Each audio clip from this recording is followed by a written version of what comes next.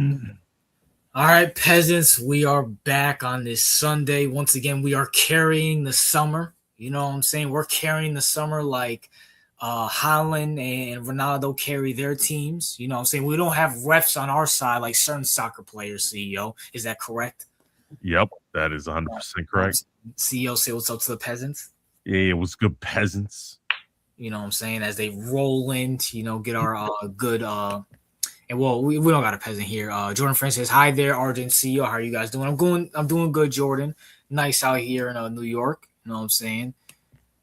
Brandon says, "CEO's always late." Shaking my head. How do you feel about our NBA expert and our head chief of security calling you out, CEO? He should just mind his business and do security things. All right. Yeah, man. I can't believe that Switzerland. I can't believe. Well, Jordan, you know what I'm saying? Hey, well, CEO, let's talk about it. We got some World Cup news, some World Cup talk. All And right. before we get to Switzerland, CEO, let's talk about our boy Haaland losing to England 2-1. Very disappointing game. CEO, your thoughts? Yeah, very disappointing game. Norway was one of my teams, and they were very exciting. Holland was arguably, you could say, he was one of the most exciting players in the World Cup. Absolutely. Uh, so it's devastating to see him lose to England. Um, I know there was some controversy in that game, but either way, it's just it didn't pan out the way that they thought it was going to pan out. It's just the fact that Norway's just Holland. That's it. So it'd be nice if they had a little bit of help, but it is what it is. Holland still very young, so we'll probably get him seeing in a few more World Cups. Yeah. So that's always a bonus. As for England, they won, unfortunately. But it would have been more of a fun story to see Norway pass on, especially considering they got a more charismatic superstar than whatever England has. Harry Kane's not exactly the most fun superstar to watch. I mean, in terms of like name brand currently, but And they got Jude, CEO. Scored uh, 2 goals for them. yeah. Well, we everyone knew. I think that coming into the match, that England was the better team overall, right? Obviously, they just had the better depth, and they were just a better team overall. Norway's just like Holland and friends. So yeah, it's to be expected. I didn't expect them to win the World Cup, but I did want to see them get far, and they got far enough. Maybe with a little help, Norway could do something in the future. My thoughts are, shout out to Haaland. You know what I'm saying? You did your best. England was the better team from top to bottom, not even a question. They have the better strikers, the better midfield, the better defenders, better goalie, the whole nine. I will say this, though, and I'm predicting this right now, CEO, Najee, Jay, Brandon, Master J, whoever, Kaiju, whoever does our timestamps, timestamp this. In the next few years, people will hate Haaland how they hate Ronaldo.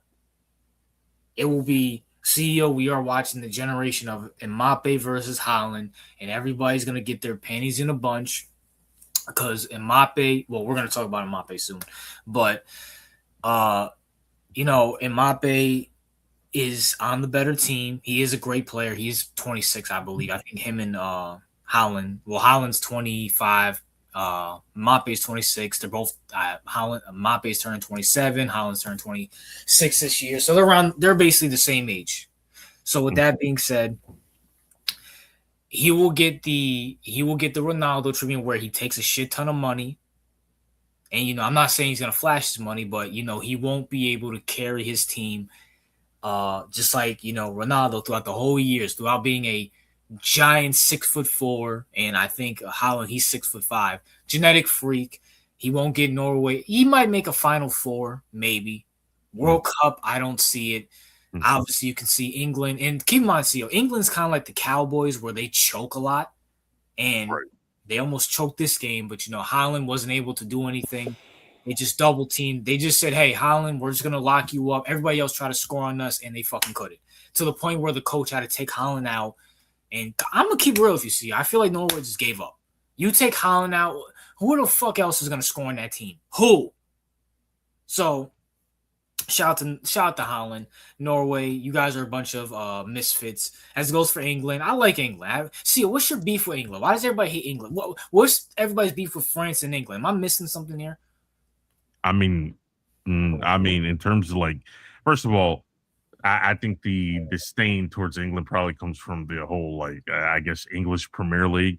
So that's probably the reason in terms of like they got the it's just like they're the I guess technically the most important outside of the World Cup probably have like the most watched sports Yeah, soccer. probably. Yeah, the Premier League. So there's that element to it.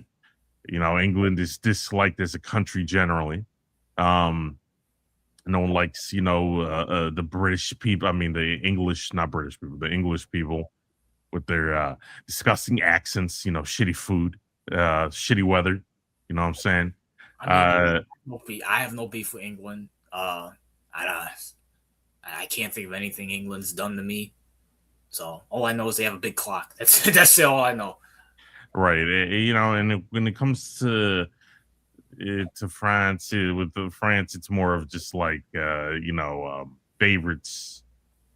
Just because they got I guess on paper got the the most talent and things like that. So they have the most recruited talent and things like that. So obviously that'll naturally come with disdain.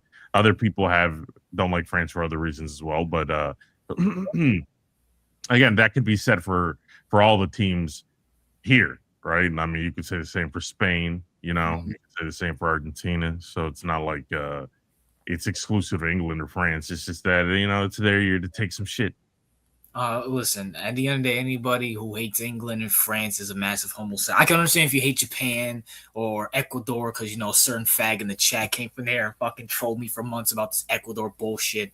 I can understand if you hate fucking Argentina, which, speaking of Argentina CEO, Argentina wins 3-1, and I believe in double, I think, in the second last 15 CEO. And keep this in mind, one of their players, Switzerland, got ejected. They were playing 10-11. Which, by the way, I want to sit here and say that red card was bullshit. I've seen a lot worse from other teams than what happened with Argentina and Switzerland. It's good Argentina went by because I need someone to root against. You know what I'm saying, CEO? Fuck Argentina. You know what I'm saying? I mean, I don't know. Especially with the whole narrative. They have like the plot armor. So you know what I'm saying? I want to sit here and say this before we get to the France game. Yeah, let's talk about what the fuck is France? Well, yeah, France and Morocco and Spain and Belgium, right? Which I mean, CEO, do we really need to? I mean, France, and we know France was going to beat Morocco. Yeah, and then we knew Spain was going to beat Belgium. We are going to talk about Spain and Yalman, but I want to sit here and say this. CEO, I can understand why you kind of disdain Argentina, disdain Messi, because I wanted to mention this in the last pod, but we had Brandon on. I just kind of forgot. We had some NBA news going on and shit like that, so I just kind of forgot.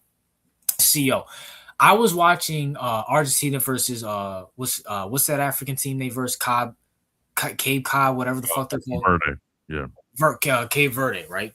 Yeah. CEO, I'm listening to the commentary, right? And I want to say this, right? I understand the Spanish commentary might be better, but I'm still getting into soccer. I'm still learning soccer, so I need to understand the history and what's going on, right? And the commentators help me with that. All right.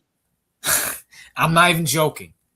One of the commentators said, it's so gay, I can't even fucking stop laughing. I'm not lying. He said, Cape Verde shouldn't even want to win the game. They're playing Messi. That's all that matters. I'm like, what? So they should be honored that they're sharing the field. They shouldn't be trying to win the game. They should be honored that they're sharing the field with fucking Messi. Yeah. I've watched HAALAND. I watch Harry Kane. I watch fucking Vin Jr. I watch Neymar. I watch fucking Ronaldo. I watch Yao Mil. I've never seen the dick sucking of Mm, the commentators that mm, I've never heard some. So Cape Verde shouldn't be honored. They shouldn't be trying to win, CEO, trying yeah. to put their country on the map. They should be honored that they're sharing the field with Messi. That's what they should be fucking honored about. Are you out of your fucking mind? Going into other sports, I never heard the fucking commentator say, okay, she should be grateful that they're playing LeBron in the playoffs. Or fucking I don't even fucking know. The Grizzlies should be honored playing Steph Curry in the fucking playoffs. See, I never even heard that from fucking like Tom Brady, Peyton Manning. Mm. I can understand the dick riding of Messi, and I understand. Oh, Brandon, get on, kid. I understand you guys are Messi fans for some reason. I get it. I understand it. I like Messi, but the dick riding is beyond any other superstar right now, currently. CEO, your thoughts on that? um, I mean, yeah, it is true. I guess because he's perceived as, I guess, the GOAT. So that's probably why they give him that, kind of treatment. But if I had to, like, I mean, that's just what the commentator said specifically was just retarded, obviously. I mean, first of all, Cabo Verde almost beat them. Yeah, And and the fact that Cabo Verde almost beat them, being a team that no one knew that team, no one knew that country existed until the World Cup. So the fact that they were that close is just retarded. Like, obviously they want to win. So like this whole, well, you should just be honored to, like, well, I mean, that defeats the whole purpose of the sport. So that's a ridiculous commentary. Now, when it comes to like the deification of Messi and like, listen, I get it. I'm not really like a Messi hater. He doesn't really rub me the wrong way. No, I don't like Argentina. I hate their fans. Um, Argentina's annoying. Everything about them is just so fucking annoying. Like I said, I always compared it to Philly, and it's like, oh, there's a like with Tyree Maxey. This is what I said. Even though Maxey's nowhere near the level of Messi, obviously, but it's kind of one of those things where it's kind of like, well, you don't really hate Maxey as an individual, like yeah, you don't dislike him, but you're not. There's no way you can root for him because you just disdain Philly and absolutely. the fans in the city. So it's the same thing with Argentina for me. It's kind of like I even though I don't dislike Messi individually, it's I just don't like what they represent in terms of the city. I mean the country, the fans are annoying, and I know people are like, well, it's technically Latin America, it's our side of the hemisphere and all that shit. uh you should root for them because they're part of the Americas and all that shit. I mean, yeah, but there's this. I mean, that's the same reasoning. It's like, all right, well, you should root for Philly instead of Toronto, right? Yeah, Because, well, Philly is your country, and Philly's your side of the coast, and stuff like that. But in any situation, if you wouldn't root for Philly over Toronto, in any case, would you? So, absolutely not. Absolutely not. Miss me with the whole loyal to the soil bullshit. You know what I'm saying? Like, oh my gosh, I can't stand loyal to the soil. It's so gay. Now, I mean, I understand Toronto's in a whole different country, but Philly's so gay, I can't fucking root for them. Even if it was the fucking Raptors in '76, I can't fucking root for them. So, by the way, I want to sit here and say this. I was rooting for the Dodgers in that fucking series. You know what I'm saying? Fuck Toronto. They ain't shit. You know what I'm saying? It is what it is there. And CEO, you know what I'm saying? Our matchup has finally come. You know what I'm saying? This Tuesday, me and CEO have a incoming bet where we bet an Elgato versus $100, where I picked France, he's picked Spain. Lines have been drawn. The Spaniards versus the Frenchmen, and we're gonna see France put belt to ass on Spain. CEO, your thoughts on this game? it's gonna be a fantastic game about watching the new, everyone talks about Holland and Mbappe and all that shit, but watching uh Yamal is going to be put on the map after this one. All right, a whole crew is going to be put on the map after this one. The whole, Spanish is going to put Spain is going to go out to the finals, and you're going to have to root for them against Argentina, RJ. All right. Well, CEO, with that being said, let's talk about Lamar, right? And I want to sit here and say this. I'm not a Lamar hater. Everybody knows I like Lamar. All right. Not very impressed with his play, CEO. I understand he's 19 or he's just turning 19. Yeah. I understand that. But CEO, there's 16-year-olds that look way better than him right now currently. Me personally, CEO, and Najee, whoever can timestamp this, come back in the next 4 years when he, if he wins, loses in La Liga, World Cup, whatever. He's a good player. No question about it. But I feel like that's all he will be, CEO, a good player. He won't be in that spear of Haaland and Mbappe, and before that, Ronaldo and Messi. Your thoughts? I think that well, if you look at his career, right, up to this point, I think you could say that you could probably say that maybe for the exception of Pele, but taking out, the old soccer, right? Yeah. He is like the most accomplished player in soccer history up to in his age, right? In terms of like up to his age. So probably if you take any player right now, like Ronaldo or Messi or anything, and then you compared his resume and what he's accomplished at his age, he's probably number one in terms of all of them. So that's why I think the hype is there, right? Youngest player, most successful player in that age bracket. So it's kind of like, it's kind of like, think about it like Wemby, right? Where it's kind of like you see all the, like everyone's like, okay, yeah, he got next, given all how impressive he is and all this shit. But it's like Wemby if Wemby won multiple championships before entering the NBA, right?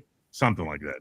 So, I think that given the fact that he plays for Spain and Spain is a powerhouse in soccer, I think that he'll always have his space in that arena just off the simple fact that he plays for Spain and they're a powerhouse and always know how to recruit. So it's not like he'll be in the Haaland territory where he's always going to be surrounded by mid players. Because let's be honest, how is Norway going to recruit people, right?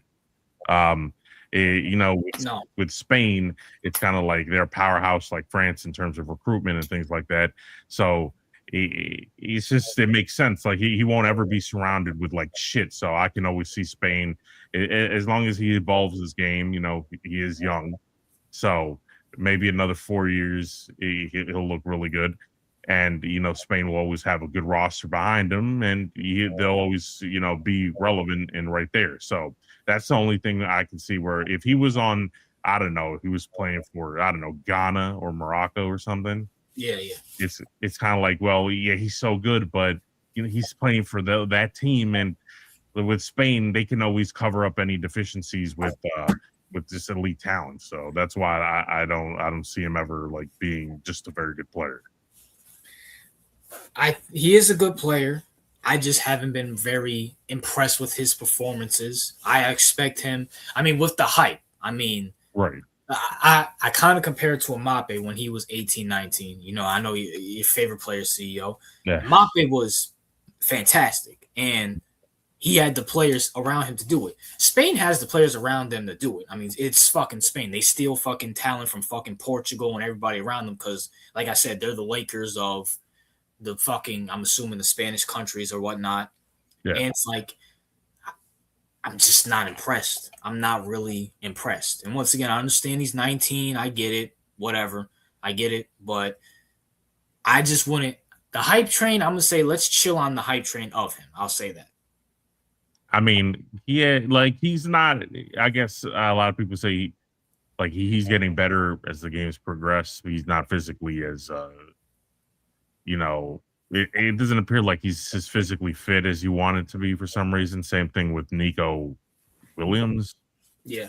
I think their other star young player, their other star striker, also. So the young guys are kind of like, but again, given the fact that the dude's not even 20, right? He's like 18 or something. We'll see. If they manage to beat France, I think the hype will just turn up the hype will get a lot more, worse. Fun fact, CEO, Mbappe's never beat Yamil in La Liga, so you do have that in your cap.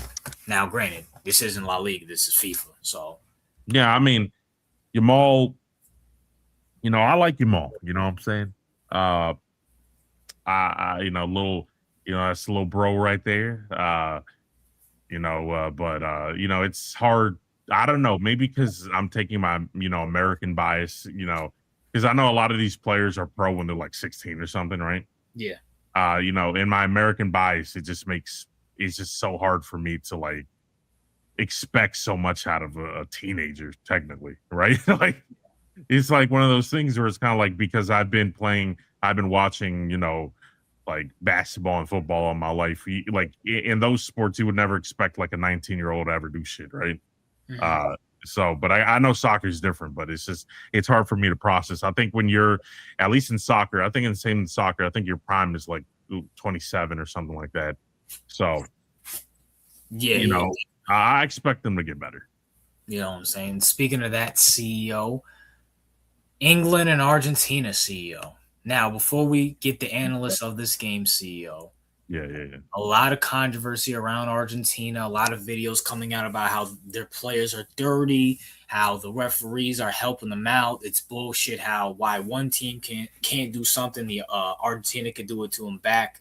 Very OKC-ish, very Kansas City Chiefs CEO. Do you believe the conspiracies and do you believe FIFA, the refs, or whoever is helping out Argentina punch their way into their second back-to-back World Cup appearance, CEO? Well, I want to say something about this because although I think the World Cup has been fun to watch, right? Yeah. I don't think anyone can, I think most people agree that it's fun to watch. Like I've seen a lot of criticism when it comes to the refereeing throughout this whole World Cup, uh, from multiple fans across the board, and I could definitely see it because there's a lot of plays when I watched.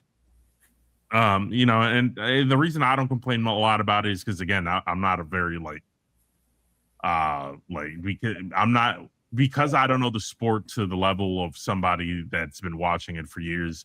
I'm not going to complain about the officiating because I'm like, maybe this is normal, maybe it's not. But Yeah. watching it, I mean, watching people who have been watching it for a long time complain about the flags, and I'm like, all right, maybe there is something to this. Uh, y- FIFA has always been, and everyone, even the old heads I've talked to and all about this, and it's always been like everyone's complaining that they think that FIFA's rigged, right? Which, again, I think that every sports league has accusations of being rigged because they're so. Let's just be honest, because sports is entertainment, right? Storylines are so important in sports, right? It inflicts the bottom line. I think that sports in general are naturally always inclined to go in the direction of like WWE in a sense, right? Where it's kind of like yeah, they're a real sport unlike WWE, but at the same time, it's kind of like they want to copy the kind of energy that WWE has, where the entertainment aspect. Why is that? I mean, just look at how much soccer loves to bring in streamers like I Show Speed, right? Uh, just like WWE does the same thing. And it's kind of like the entertainment aspect of it. It's sometimes, especially with the betting. Oh my God, I hate betting so much. But Yeah. with the legalized gambling, like the players also affect things, and the players also have stakes in gambling, especially the lower level players. It's just one of those things where you can see where the corruption comes from and the narratives that play out because for example, let's just say that Cabo Verde beat Argentina, right? Like, and it was like, I don't know, England versus Cabo Verde. I mean, I don't think people would be as excited, you know? Uh, Whereas with England and Argentina, people are super excited about that game because you have Messi, and then you have, I guess, with England, you have Harry Kane, and like you have that old, England being a powerhouse in soccer. So you have those narratives play out. And France and Spain, obviously, that's the number one game. Everyone wants to watch that one, right? Um, so, a lot of people are like, yeah, I can see where this is rigged. And I can see where now they might not rig it to the degree of like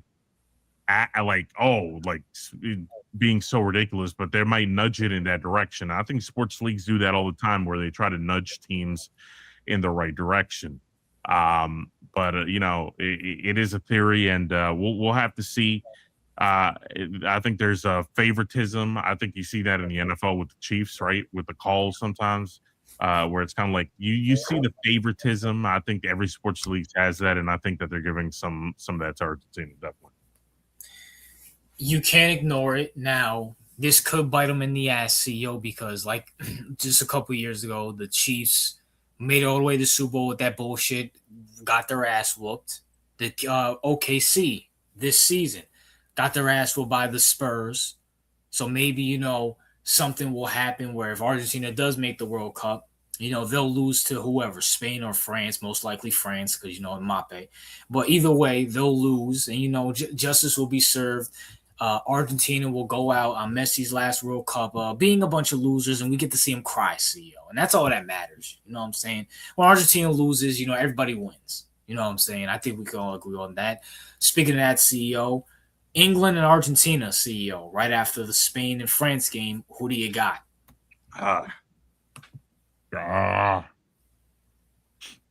this is a tough one. All right. Donnie, we're grown-ass men. We do not care about Love Island. I can't wait for that shit to end, bro. I didn't even know that. I didn't know it was a thing until people kept bringing that up constantly and shit like that. I mean, so fucking that's the pinnacle of brain rot television. And funny enough, if I looked up all the producers and all the people that created it, it would probably all go back to what. But anyway, as we were talking about, about actual masculine television. All right. I think that oh my god, it's hard to pick against Argentina because that just off of the narrative alone, like if it was Argentina versus France, Argentina versus Spain, that'd be much watched television. I'm gonna have to go with Argentina just off of the plot armor alone. I feel like it's just I feel like it's just one of those things where it's destined to happen. But if all things play out equally, I wouldn't be surprised if England won, obviously. CEO, who do you hate the most, England or Argentina, CEO?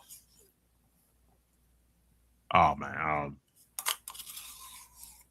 crack. All right, France, England, Argentina. You have to rank them from your 1 to 3. 1's the most hated, 3's the least. Damn. All right. Well, I think the least hated is probably out of all those, probably England. Okay. France and Argentina. But I think I'll probably go with I'll probably, I'm gonna be honest. I'm gonna have to go with probably I dislike Argentina more than France. Probably. It's just I don't like I just don't like they're the Philly of fucking Americas. It's not that bad, bro. I know nothing about Argentina until recent memory, but are they that fucking bad? I mean, their fans are just insufferable. Their fans are insufferable. Again, this is nothing against Messi. I don't think he's like nothing about him pisses me off in that sense. It's just that fans are annoying. And people say, well, people think it's because of the racism things. Yeah, I mean, yeah, there's a factor to that, but it's not even because of that. It's just they're annoying as a fan base in general. You know what I'm saying? Like, yeah, it's just like, they're annoying. It's just an annoyance of a fan base in general. It's not one particular thing. It's just like if Argentina wins, like you'll never hear the fucking end of it. Especially if you know Argentinians, like there, you will never hear the fucking end of that shit. I know no French people for the most part, right? So it's Uh-huh. like I don't give a fuck. And plus, it's not that hard to with French people. I don't even know them. French people. Uh, just because I don't have any contact with any French people, then it doesn't really bother me. Like I can just ignore them. But with Argentinians, it's completely just annoying ass fan base. So I'd probably say Argentina's number one, France is two, and then England number three. Yeah, I will say that like their fans are so fucking annoying. Messi fans are so gay. It's just if they win, man. Oh my gosh, we're never gonna. They'll be back. So they would see. We Yeah, will never hear the end of this. Will be their decade because they won in 22, yeah, won in 26, yep. and in 2030. Yeah, it's gonna be one of those things. And the funny thing is if they go up against France, you're definitely gonna hear some monkey chants. That shit'll be very fun. That'll be very entertaining. Yeah, Mbappé's gonna fucking. Oh Yeah, man, you already know. Well, you already know where that's coming from. But like I said, uh technically I want like part of me wants to root for them only because Latin America, but they don't even feel like they're part of Latin America. I'm gonna just be honest with you. They just feel like they're their own thing. Like they're their own so they're Spanish, right? So why do they act white or think they're white? That's my question. I mean, they're Spanish. No, they're Latin American. The country is, they're not all European. Some of them are heavily influenced European. By the way, what bothers me is that the actual Europeans are not as obnoxious as these fake Europeans, right? That's my problem. So, like, I've dealt with Norway. Norway, excellent people, no complaints, very educated people, very friendly people. Like, no issue with Norway, no issue with like Switzerland. Like none of these people are arrogant, annoying, and they're like the most European countries that you can think of. Like on all, no issues. But when it comes to Argentina, it's just like this fake ass, like, oh, we're better than everyone. When it's like, bro, you're not even the real Europeans, and the real Europeans don't even act like you act. And it's just an embarrassing humiliation ritual with Argentina every single time. So it's just and not only that, it's just that like bro, y'all like you guys are like as a country, you not only that, it's like you're so like broke. Like Argentina's so fucking broke right now. I mean, they can barely afford like they like the dollar store is a luxury item for them. You know what I'm saying? It's like because the currency went to shit. So it's like you can't even talk shit. Like get the fuck out of here. Anyway, they're definitely the most hated. Well, so Spain and Portugal, they're not they're not Latin American, aren't they Spanish? No, well, no. Portugal is not Spanish. Portugal is Portuguese, and Spain is Spanish. Like Latin America is not Spanish, or only Spain can be Spanish, right? Spain. When people say Spanish people, that only means people from Spain. It doesn't mean from Latin America. When people like Latin Americans speak Spanish, yes, but they're not Spanish people because they're not from Spain. They're just Latin Americans and they're Latinos, and that's what they are. Because you know how Spain came in and raped everyone in Latin America, and basically that's how all the Latin Americans country came to existence. But what I will say is that when it comes to Spain, they're the only ones that are actually Spanish people. So just Isn't Mexico Spanish people as well too? no, they're not Spanish people. Like Mexico is Latin people. They're Latinos, right? So is every country in Latin America are Latinos. They're not Spaniards. They're not Spanish. Only Spain is Spanish. And what about Puerto Rico? What's up with that? No, Puerto Rico's considered part of Latin America. They're just a territory of the United States, but they are considered part of Latin America. Like everyone, and you can know that. Like if you go to a different country in Latin America, one country speaks Um, they all speak Spanish, but different forms of it. It's like, it's like how we speak English, but you go to New York and you got that New York accent, and then you Okay. go to like Texas and they all speak English, but different variants of English. That's kind of the same thing with Latin America. Gotcha. Okay, that makes a lot more sense to you. All right, you know what I'm saying. By the way, other than maybe Spain, I'm not visiting any of these bullshit ass places. Argentina, Right. Puerto Rico, And Brazil, Mexico. Fuck out of here. and Brazil is part of Latin America, but they don't speak Spanish; they speak Portuguese. So Okay, that makes sense. But they're, wait, so we speak Portuguese. How is Portugal not part of Latin America then? because Latin America is, like, for example, Spain is not part of Latin America, right?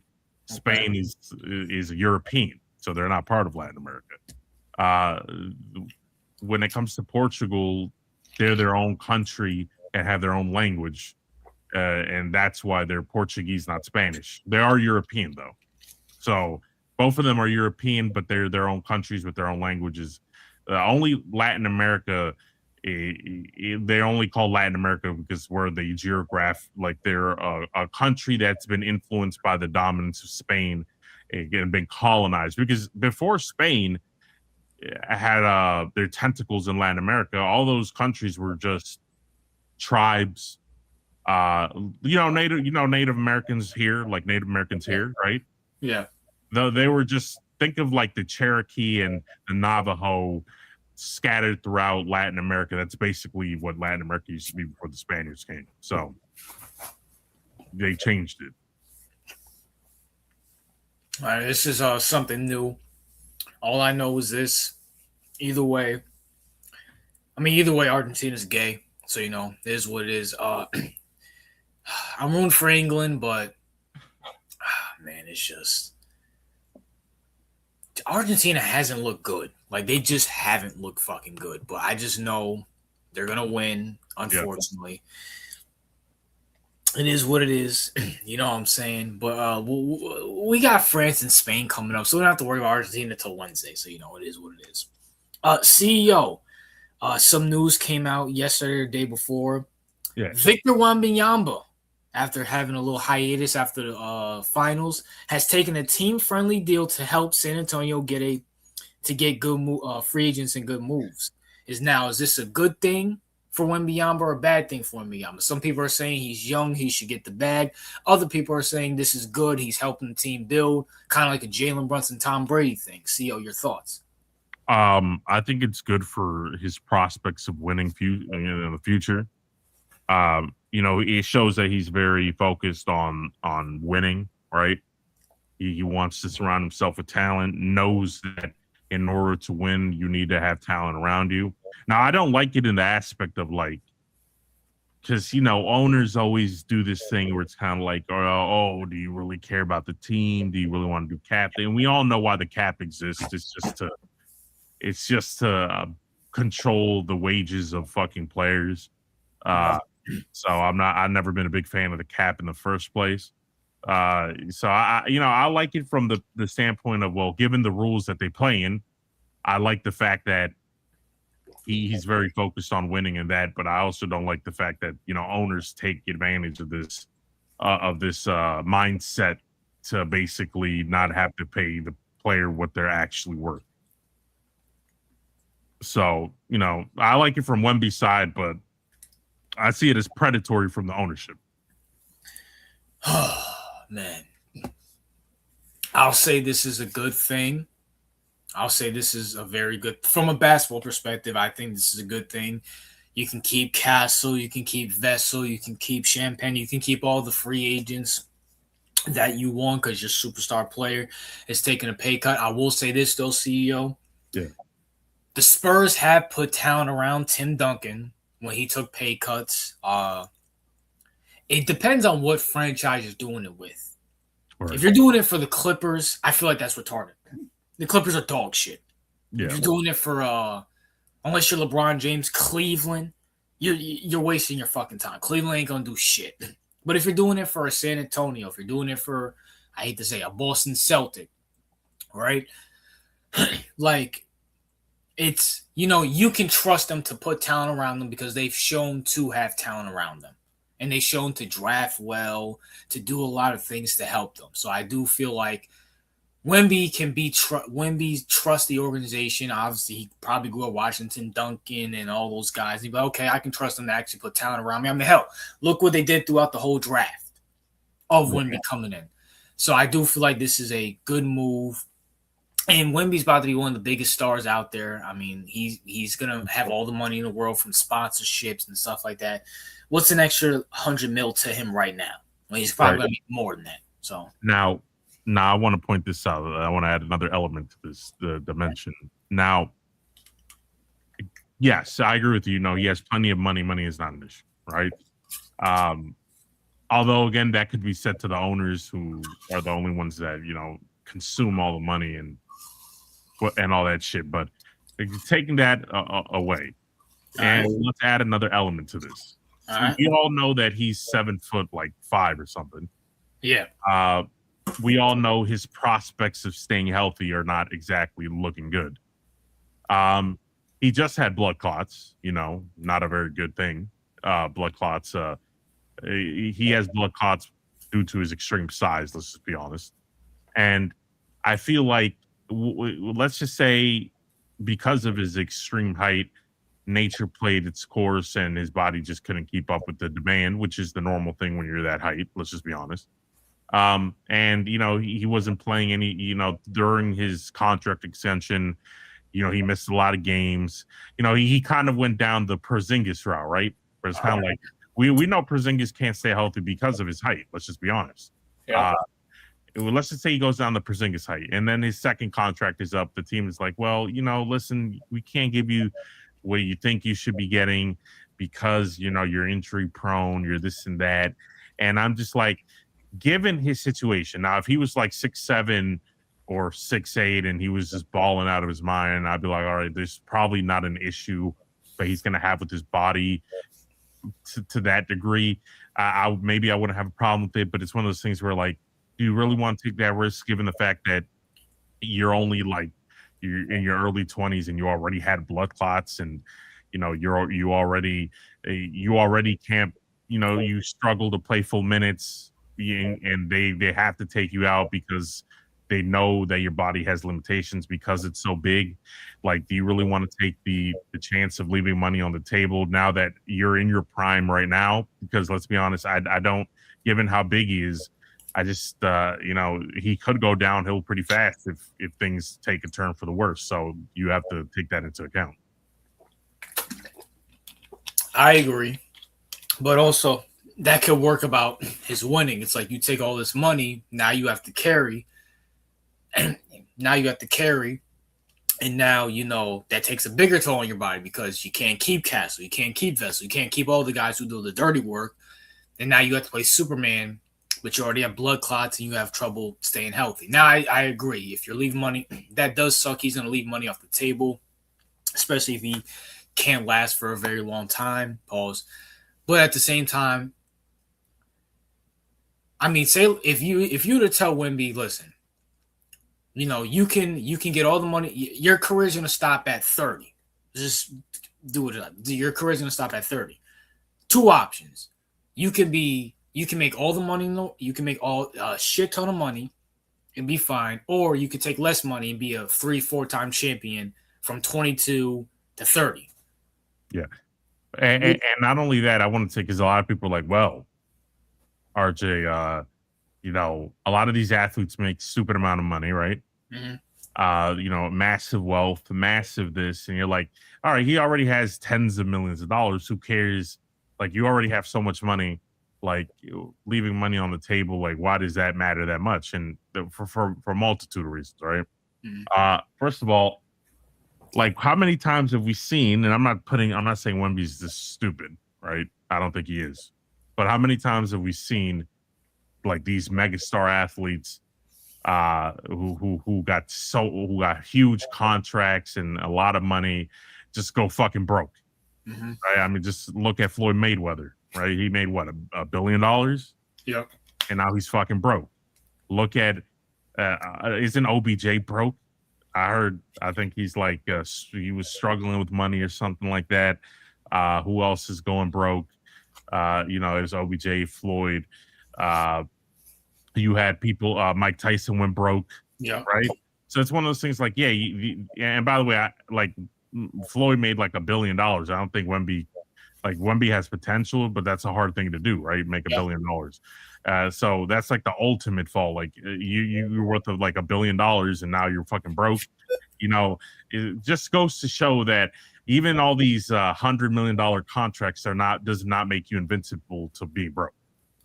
I get that, but at the same time, I'm gonna keep it real with you. Even if he does say Wemby, even if he does take that money, CEO, if he's a retard, like prime example, Floyd made way more money and probably made way more money than Wemby will ever make, and he went broke because he's a fucking retard. I feel like a factor with that is Wemby saying, "Listen, I'm not one of these dumb Americans who, spend money on bitches and cars and watches and fucking all this dumb shit. I'm gonna make a shit ton of money. I only spending it on my family, myself, whatever. I live in France. I'm gonna have sponsorships out the ass. I want to win championships because that's something you can't buy. And especially since he's gonna be regarded as, if he ends up winning 3-4 champion, a top 10, 15 player of all time. So there's an aspect. It doesn't matter. If you gave Floyd, you give Floyd $5 billion, he would win Banco because he's a fucking retard. That's just a fact. Now you're correct. Now I do give Wemby more grace because he's not American, right? So like when you and let's just point this out, like European athletes, and when you point to European athletes and you compare them to American athletes, just look at people like just look at the American athletes in general and compare them to European athletes. Like European athletes can make all this shit ton of money, but they're not. They have a culture where they don't like they don't try to show off, right? Yeah. American culture is like, you got to show off. You got to show off your cars. You got to show off your watches, your jewelry. You got to show off everything that you have. Yeah. Whereas when you look at European players, like if you look at I don't know, let's say a Haaland, right? Yeah. Or you look at who's another European player that I'm thinking of? Jokic, perfect, right? You look at a Jokic. You're not going to see Jokic flashing money, and you're not going to see Haaland, dripping with his gold grills and having 1,000 diamond rings on his hand and shit like that, right? You're not going to see them do that shit because Europeans are more pragmatic and they're more responsible with the way they handle their money. I feel like with American players, it's more because we fostered a culture of that's why Floyd was Floyd Money Mayweather, because that's the culture that Americans have fostered. You got to show out your money, you got to show your bling, you got to show what you got. And by the way, this isn't exclusive to Black America only, right? White people in this country do this similar things in different ways, right? Like white people will show off their private jets, or white people will show off their fucking mansions, or shit like that. Whereas European players are very private, very so the culture is different. So I'll give Wemby. That's what I said. I give Wemby the benefit of doubt because luckily for him, I think he grew up, with the European culture, not this dumbass American culture. Yeah, absolutely. So shout out to Wemby. We'll see what the Spurs do. What's good, little nig? Y'all see that fight? Motherfucker wasted my man. There's a part of me because I'm sick of the UFC, and I don't know if you watch YouTube, CEO, but that fucking ad with Connor with the fat suit on. Oh man, I hated that shit. Oh my gosh, it was so fucking. I'm so happy that fight was a flop. I'm so fucking happy.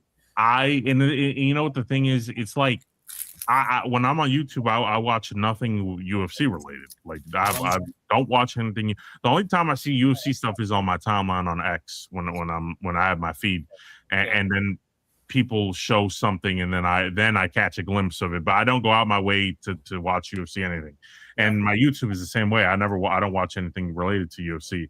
And so, but because I watch sports in general, right? Mm-hmm. I get that ad, right? Yeah. And when I saw that ad, I'm like, this is the most like I'm like, where the fuck is the skip button? Because this shit was so fucking cringy. He was like, oh, they don't believe in me, and with this fake ass gut. And I'm like, bro, what is this shit? This is cringy as fuck. Like, people don't believe in you because you're out of shape. No, they don't believe in you because you've been a fucking dick for the past decade, and you've been doing movies and trying to run for political office and fucking doing anything but fighting. Like, this has nothing to do. And then like dude takes off his fat suit and just goes, not a chance, buffing just for this asshole to tear an ACL in the first 10 seconds. What like, a clear. Oh my gosh. And bro, I'm not making fun of his injury. I'm just making fun of the fact I'm done. Can we? This was a failure. What event is this? Is 260, 80, whatever the fuck it is. Yeah. Failure. And he took off his fat suit and was like, like you didn't believe. I'm like, bitch, I don't believe in you now. Like, I don't give a fuck that you took off the fat suit. I still don't believe in you. And on top of that, what pissed me off the most is it was a Poly Market ad or something like that. It was like, it was a gambling site, bro. I'm like, it's a gambling site. I'm like, I hate, bro, gambling is just, like sports might be ruined forever because of this shit. And, and the funny thing is, RJ, is just going off on a tangent with the gambling thing. We didn't cover this, but you saw the whole Malik Beasley thing. Yep. Like, where he was trying to cover the fucking spread, so he had to go and just like, I was just like, this is the like gambling's destroying the sports. Like, it's pathetic in every single way. And in the Poly Market ad, I can't watch anything without seeing Poly Market, Kalshi, fucking DraftKings, fucking FanDuel, fucking like, how do I know like 6 and 7? RJ, I have never placed a bet on any of these sites in my life, and I know like all 7 names of these fucking shits off the ads alone. Like, it's beyond gay. I was always a proponent, RJ, of like, back in the day. Remember back in the day in the early 2000s, early 2010s, where gambling was banned from like the government. Yep. And everyone was like, why are you banning gambling? And I was like, you people should, if I don't agree with massive gambling. I don't gamble like outside of like personal bets. I don't gamble, right? Yeah. So I've never been a big proponent of gambling, especially because I always, ever since growing up back in our day, people always connected gambling with drinking and smoking. It was like the trifecta of things that you should never do, right? Mm-hmm. So I was never a big proponent of gambling, but the thing is, in the early 2010s, it was banned, and I was like, okay, maybe like people should be allowed to gamble if they want to. Like I would advise against it. Now I regret it. I'm like, now I see why it was banned. It should have stayed fucking banned. It should have stayed banned. Like, not because people weren't gambling in secret and not because they had a bookie. It was like, no, because it became like OnlyFans. Gambling became like exactly like OnlyFans, where it's like we all knew prostitution existed. We all knew that this was part of life, and people, did that underneath in privacy and whatever the fuck. But now it's so overt and in your face, where it's like you can't even go down to a comment section without seeing some third-rate bitch sell her asshole online, right? It's kind of like the same thing with gambling. It's like I can't watch a simple video about something that has zero to do with gambling without seeing all these degenerates talking about how they're going to give me $5 off my next parlay or some shit. Like, it's fucking ridiculous. It's I just can't stand it anymore. Gambling, and shout out to my pops, RIP, but he was a gambler. Now, granted, he never did FanDuel, whatever. Number one, because he wasn't alive enough to fucking do it, and number two, just like he used to go to a bookie up here in New York. We have a city called Schenectady where we have a casino. Used to gamble and stuff like that. So I know how to gamble and stuff like that. But even with that, it was just it's beyond fucking gay. Like it's ruined everything. People don't watch sports to watch sports. They watch it because I Yeah. gotta make sure this guy gets fucking 50 yards for my fantasy football team, or this guy needs to have 28 points. Watch the fucking game, bro. This is so gay. RJ, just look at the comment that little nigga left, right? He didn't say, yeah, you gotta see that fight. That was some, he said, y'all see that fight? My motherfucking wasted my money. Huh. Like, RJ, it's like, and by the way, no, that's what I said. Gambling and prostitution have existed since the time of Jesus Christ, right? Yeah.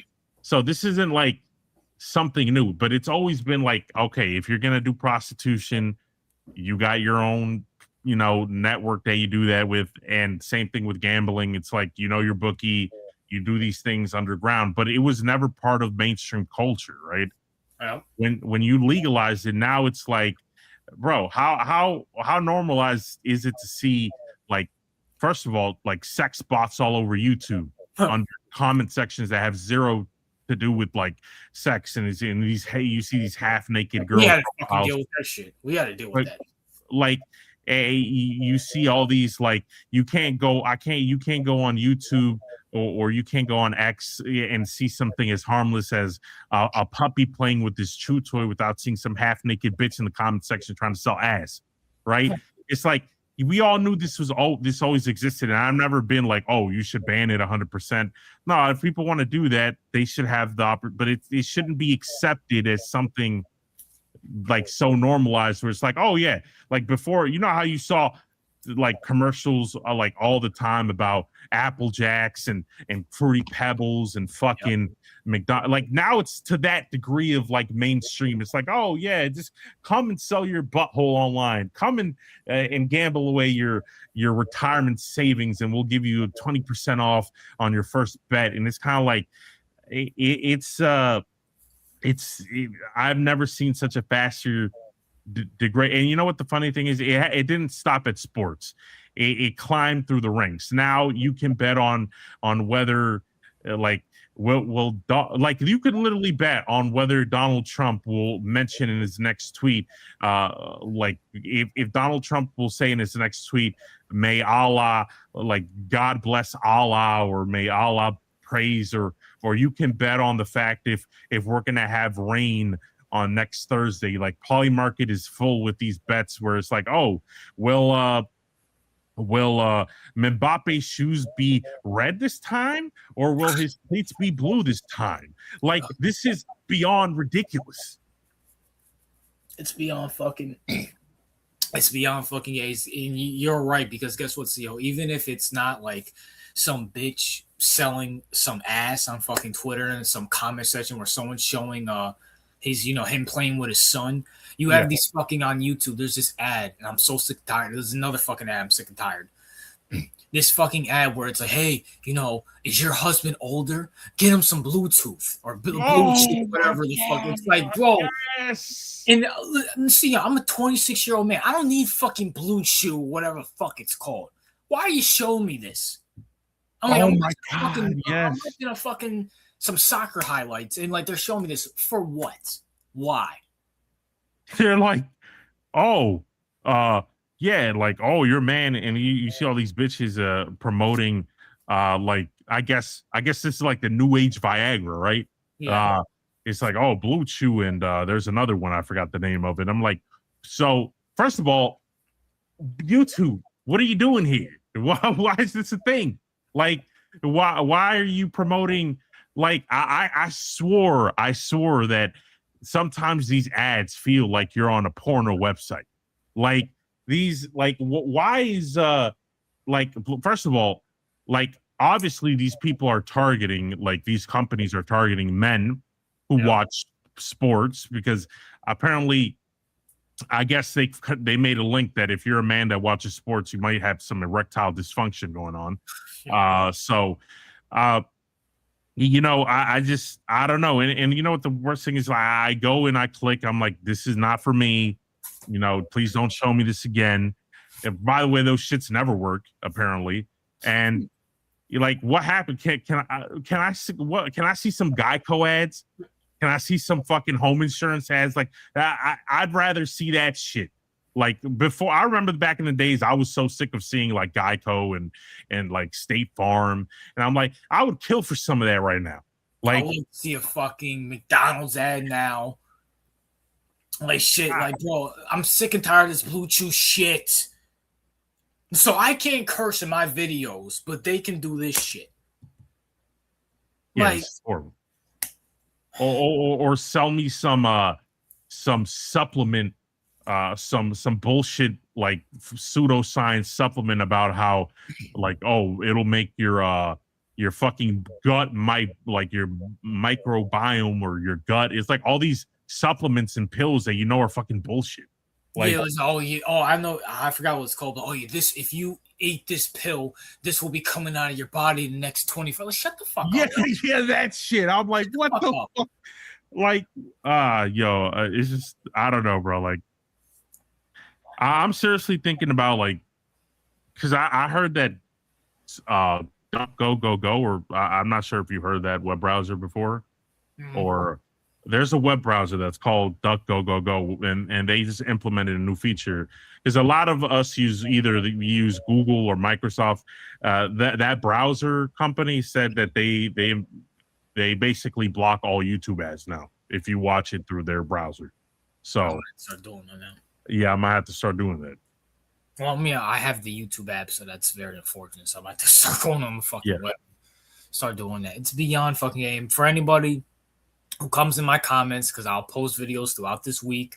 I don't have control any of the ads. So if you do see that blue chew thing or fucking hey, if you eat this pill, you're gonna lose 10 pounds. That's not me, that's YouTube. I just turn on ads and just leave it. I don't get to choose the fucking ads that they fucking tell me. All right. So thanks. get out, just get out the way. If it was up to me, if it was low key up to me, I would choose like fucking like CEO said, Geico or progressive ads or some McDonald's ads. And I don't like McDonald's. Like McDonald's ads because this other shit is beyond fucking gay. Gay. I'm tired of this shit. Like Yeah, holy fuck. it's beyond ridiculous. I don't know when, like before, we lived in a society where we knew that people did this in private, but at least when it came to mainstream culture, we knew that this was unacceptable and it was degenerate. Apparently, we lost all. See, this is why we gave up hope for America. All right, this is a perfect example why we gave up hope. All right. Yeah, it's just I can't fucking do I this. can guarantee you do not see this shit in China. All right. I can guarantee you that. Yeah, you don't see. You know why they're pushing it over fucking here with TikTok and shit. Yeah, that is true. You like over there in China, like they're a TikTok version. You don't all you see is like animal videos. Like you're not allowed to see no fucking like you know I don't know, bro. It's like I understand freedom, but this is literally looking like back in the early 2000s when they depicted like hell. This is kind of what it's looking like now. So, Bro, you know what kills you? I don't know if you I think this was back when Trump first got into office. mhm. I don't know how it is up there or your personal life, but I remember when he said he was banning TikTok because of China Yeah, and whatnot, and he actually did it for like 2 days or whatever. yeah, And you had people losing their fucking mind. And see, I'm talking about grown people yeah, losing their fucking mind over TikTok. I'm like, it's a fucking app where you watch 10-second videos. right. How fucking brainwashed is this country? You have people threatening not to go to work, threatening to fucking riot over TikTok. Are you Yeah, out of your fucking mind? I'm like, no shit. That 20 someone asked me when I first of all, I don't hate America. I don't know where that came from. I just call America out for what it is. And I just kind of accepted the reality of America, where it's gonna go. The average American's an idiot, whatnot. 2024 was like a big awakening for me when like the TikTok shit went down, and I think I made my TikTok in 2025, so yeah, it was like a year before. I'm like, why is everybody crashing out over a fucking app where you watch 20-second videos of dumb shit. You watch 20-second videos of shit that like, hey, you should try this at your house, and you try it fucking doesn't work. People miss that shit. Yeah. Oh man. Like, you know what the crazy thing is? A lot of people talk about the young people being addicted to like social media apps, right? Yeah. But I'm seeing all these old people now addicted to social media and fucking TikTok and fucking AI memes, which are fucking horrible, especially with the old people. Like all they do is send AI memes. It's just like you got people that are like 70 years old stuck on their phone like you would see a teenager, bro. It's like it's crazy. It's like it's we are definitely in a new era, you know, because I just but the thing is I don't know if I know this is technically freedom, but it feels like it feels it feels like people have been guided to this direction. It doesn't feel natural. It just feels forced. Absolutely, absolutely not. Once again, Brandon still gives me shit about my take about America not being around 25, 30 years. I'm like, bro, look at the younger generation. He thinks there's going to be this great reset with everybody. I'm like, no, that's not how shit works. If there's a great reset, that means something has to fall. Yeah, it has to fall. Yeah, that's right. Yeah, America has to fall for there has to be a great reset. No one's just going to wake up and say, hey, TikTok is bad. No kid is going to do that. No adult's going to do that. Yeah. Like, this country's cooked. Just accept it for what it is. I don't know. Maybe people are scared. Mm-hmm. Now, what do I mean by, like, America won't be around next? I'm not saying we're getting invaded. I'm not saying, like, none of that shit. All I'm saying is that this country just morally just won't be – it will not be the same. Like, this country will fall. It's like Rome. Rome fell within itself. Rome was never taken over. It fell within itself. This country will fall within itself. You can see it with your own eyes. Just look at it. No, and yeah, 100%. Like the culture is horrible. Like it feels like modern day fucking Babylon, Sodom and Gomorrah. Like it feels like modern. Like that is exactly what it feels like. It feels like. Well, going to Brand, this isn't Babylon anymore. So. No, like remember, because you know I'm not even religious. I know Brandon's. I think Brandon's religious. Or like Brandon should know this analogy. Like when you look back at the text and you know, and you look at Babylon, this is exactly what it described. Like open, like the deification of prostitution, gambling all over the fucking place. Like this was like everyone was sexuality everywhere, astrology and all this witchcraft being promoted. Like, this is literally it. And I'm like, I'm not even a religious person. I'm like, this is literally fucking this is literally Babylon. Matriarchy glorified. But hey, this is not Babylon anymore. And Brandon, I don't know if you, and maybe I need to clarify myself. I was thinking maybe you could understand me. I didn't mean literally this is Babylon. I mean figuratively this is Babylon. But hey, great reset coming though, CEO. Oh yeah, America's gonna have a great reset. You just hit the reset button. Yeah. I mean, yeah, I agree with Brandon. It'll be a reset if they topple the government and all institutions, and maybe. But that but if you reset something, that means you have to destroy what's there. That means this country can't be America anymore.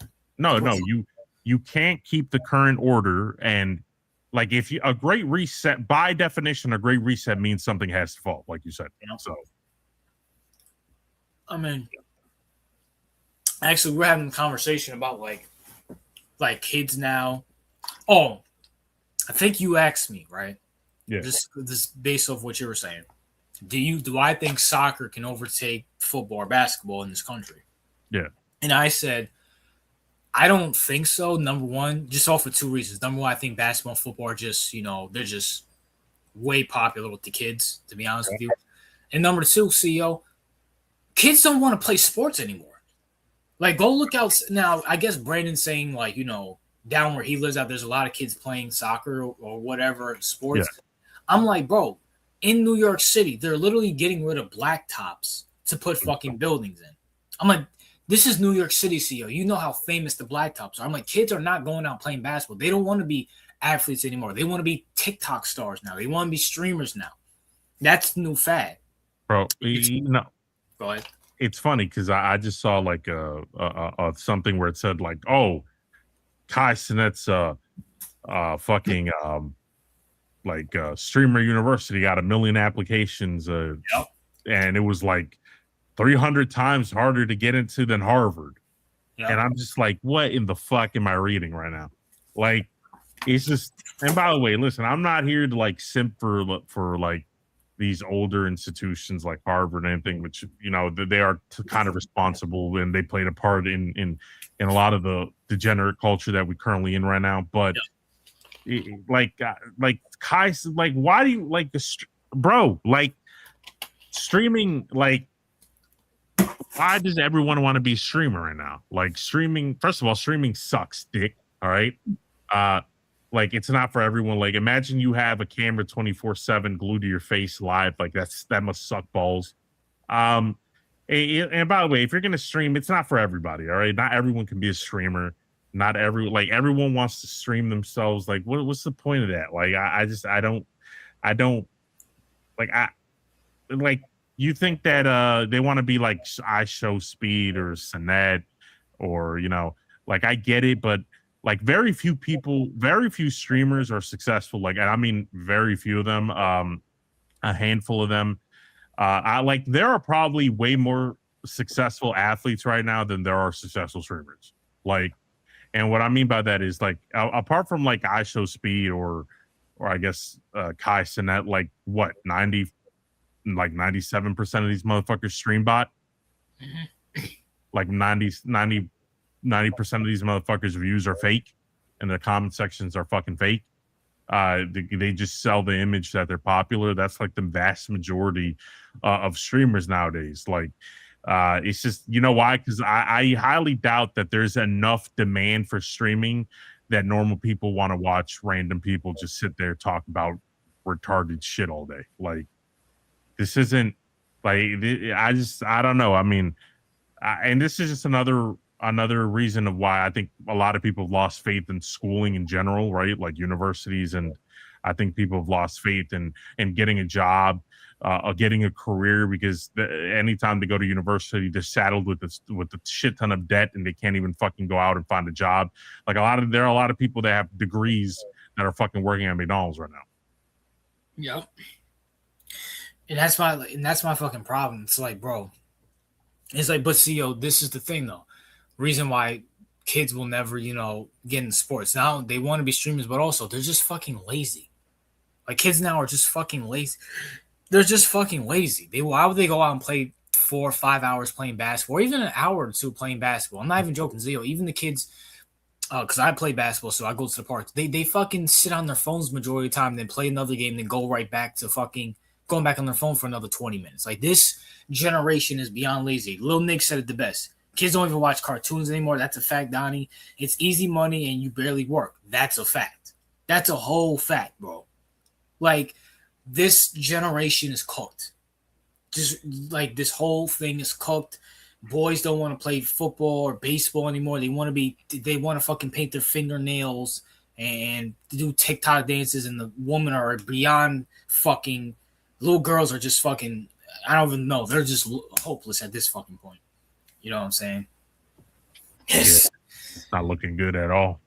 It's not looking good. You know what I'm saying? But speaking of that, CEO, let me get back to a little bit of sports. The Panamanian, Donovan Mitchell has re-signed with Cleveland. You know what I'm saying? Now the question is, CEO, does he deserve that money?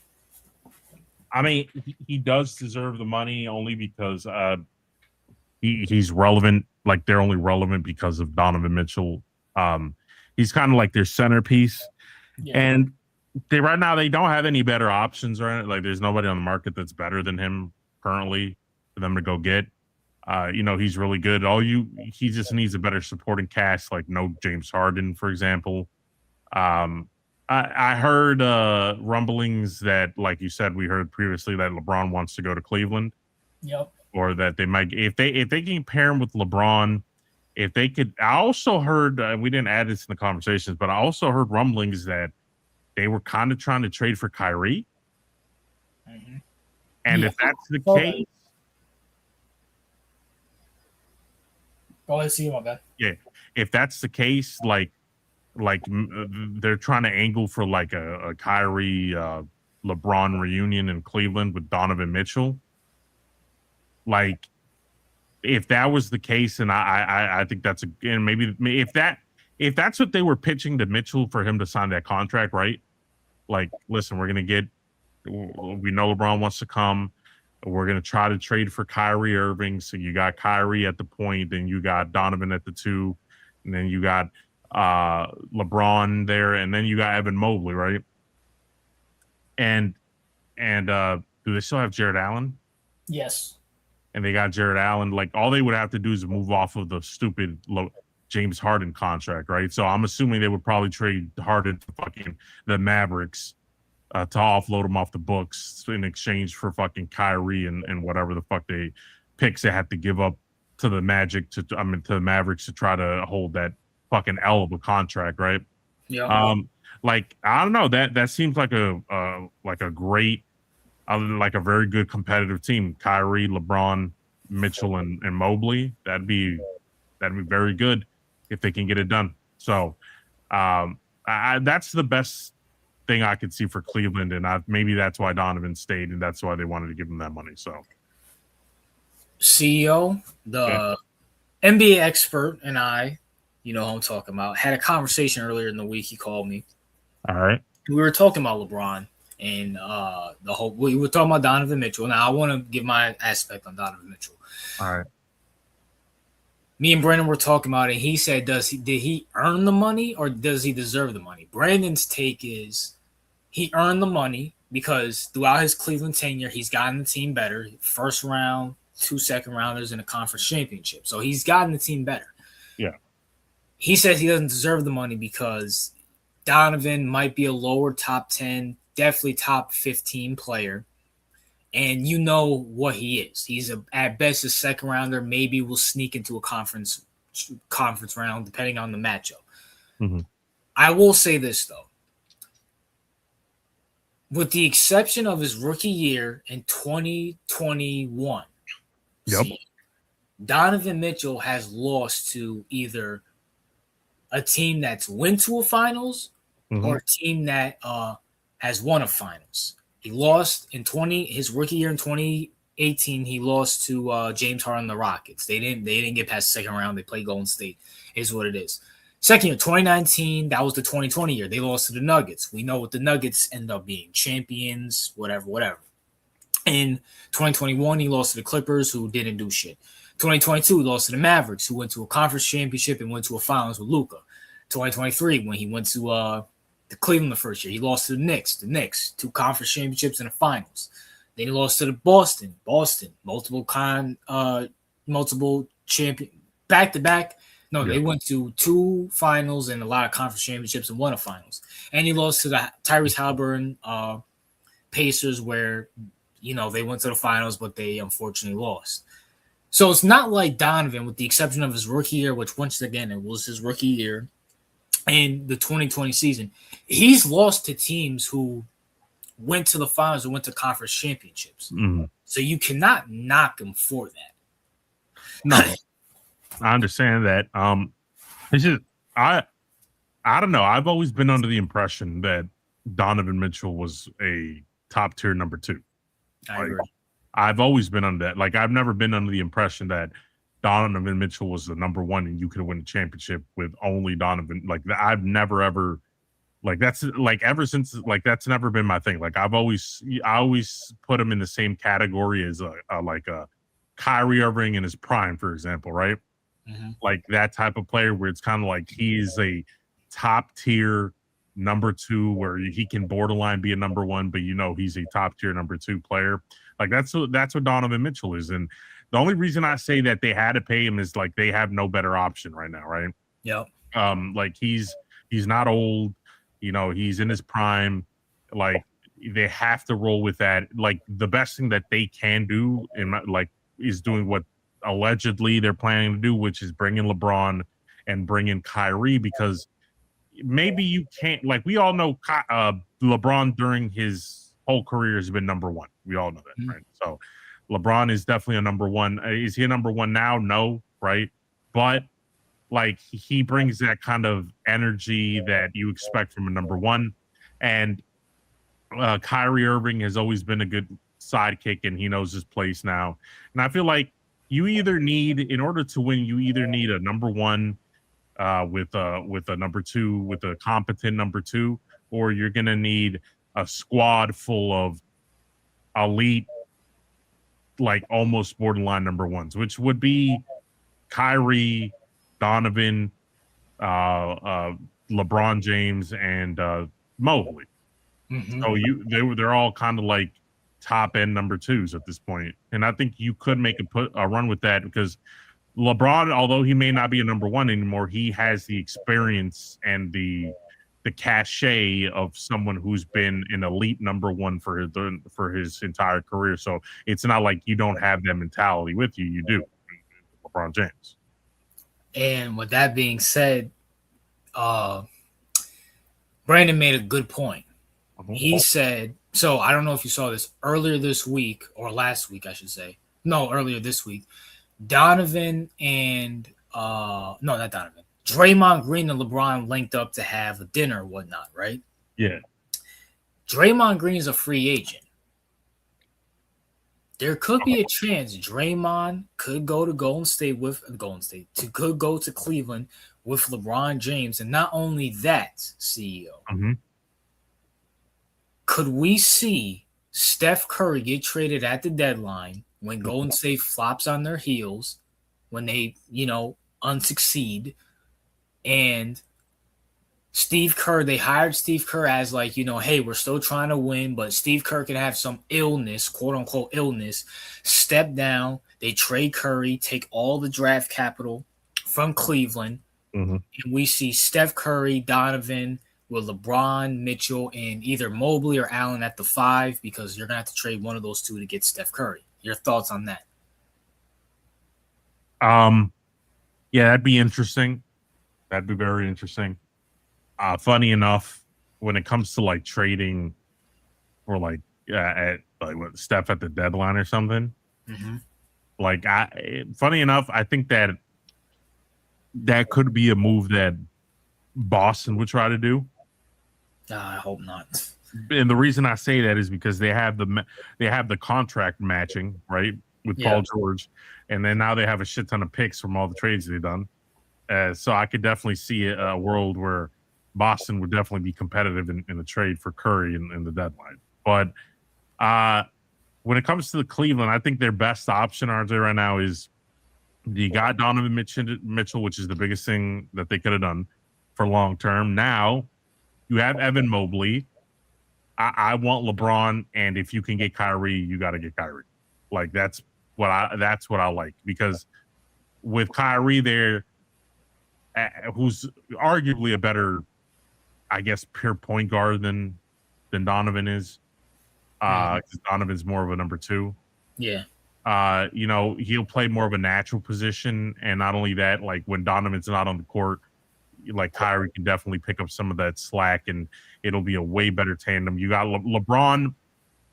LeBron, he wants to win another championship. I think that's probably the way to go. And obviously he has roots in Cleveland. It's just the way you have to go. And I think that's the best, because if they did those trades, I think they'd be at least considered a top 3 favorite to win it. That would be beyond crazy. And I'm going to keep it real with you.